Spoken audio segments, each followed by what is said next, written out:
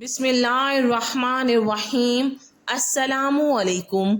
मोहतरम नाज़रीन, शैतान इंसान को हर वक्त अपने शिकंजे में लाने की कोशिश करता रहता है।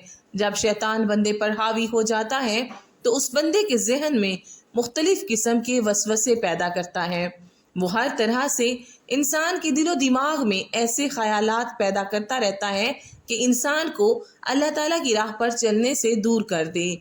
शैतान इंसान के दिल में कभी ऐसे ख्यालात लाता है कि अल्लाह कौन है, उसको किसने पैदा किया, अल्लाह का वजूद है या नहीं। कभी इंसान के दिल में नमाज अदा करते हुए मुख्तलिफ ख्यालात आते हैं और कभी बीमारी की हालत में इंसान वसवसे का शिकार रहता है। इन ख्यालात के बारे में इस्लाम का क्या हुक्म देता है कि अगर ये ख्यालात हम पर हावी हो जाएं तो उनका हल किस तरह किया जाए। आइए पहले हम अहादीस मुबारका से उन ख्यालात के बारे में जानने की कोशिश करते हैं। मोहतरम नाज़रीन, वसवसा के लग़वी मानी है धीमी आवाज़। शरीयत में बुरे ख्यालात और फासदे फ़िक्र यानी बुरी सोच को वसवसा कहते हैं। तफसीर बग़वी में है, वसवसा उस बात को कहते हैं जो शैतान इंसान के दिल में डालता है। आम तौर पर वसवसे हर एक को आते हैं, किसी को कम, किसी को ज़्यादा। बाज़ लोग बहुत ज़्यादा एहसास होने के सबब वसवसों के मुतालिक सोचकर उन्हें अपने ऊपर मुसल्लित कर लेते हैं और फिर खुद ही तकलीफ़ में आ जाते हैं। अगर वसवसों पर गौर ना किया जाए तो अमूमन ये खुद ही ख़त्म हो जाते हैं। हज़रत अबू हुरैरा रज़ी अल्लाह ताला अन्हो से रिवायत है कि सहाबा कराम में से कुछ लोग रसूल अल्लाह सल्लल्लाहु अलैहि वसल्लम की खिदमत में हाजिर होकर अर्ज़ करने लगे, हम अपने दिलों में कुछ ऐसे ख्यालात पाते हैं कि हम में से कोई उनको बयान नहीं कर सकता।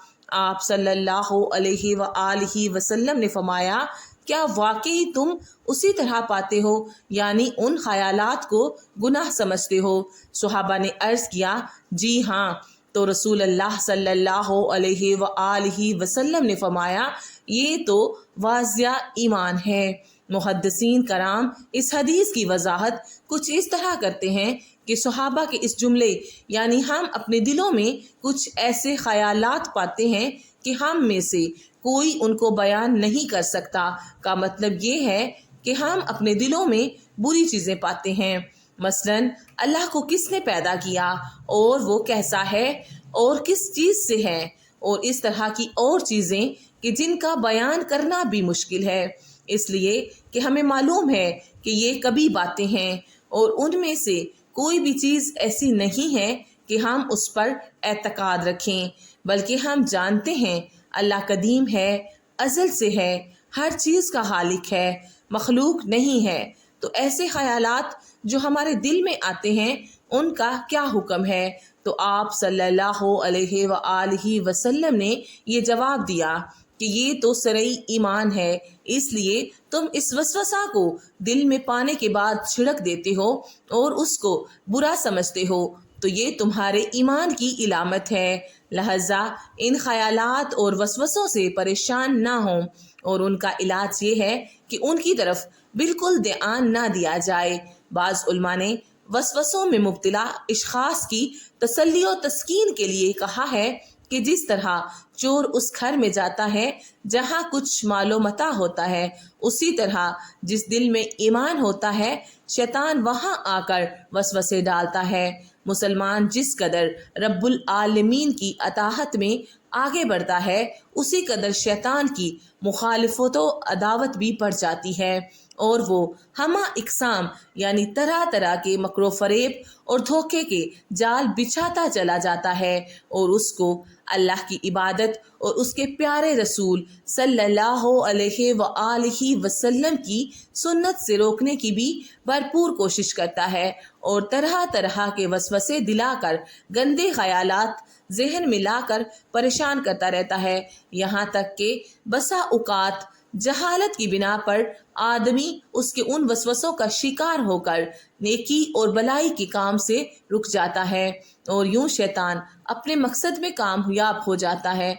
हज़रत अबू हुरैरा रज़ी अल्लाह ताला अन्हो फरमाते हैं कि रसूल अल्लाह सल्लल्लाहु अलैहि वसल्लम ने फरमाया कि शैतान तुम में से کسی کے پاس آتا ہے تو کہتا ہے کہ اس طرح کس نے پیدا کیا، اس طرح کس نے پیدا کیا، یہاں تک کہ وہ کہتا رہتا ہے کہ تیرے رب کو کس نے پیدا کیا۔ تو جب وہ یہاں تک پہنچے تو اللہ سے پناہ مانگو اور اس وسوسے سے اپنے آپ کو روک لو۔ شیطان کے وسوسوں سے بچنے کے لیے یہ دعا پڑھا کریں۔ ترجمہ اور دعا کریں کہ اے میرے پروردگار، میں شیطانوں کے وسوسوں سے تیری پناہ چاہتا ہوں۔ اے میرے رب، میں تیری پناہ چاہتا ہوں کہ وہ میرے پاس آ جائیں۔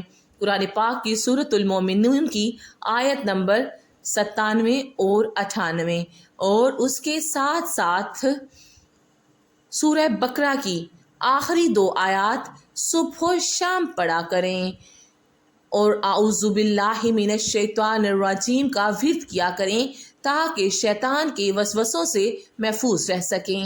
آخر میں اللہ رب العزت سے یہی دعا ہے کہ اللہ تبارک و تعالی ہمیں شیطان کے شر اور فتنے سے بچائے اور ہر طرح کے وسوسوں سے محفوظ رکھے، آمین۔ اللہ تبارک و تعالی آپ سب کا حامی و ناصر ہو۔ اللہ حافظ۔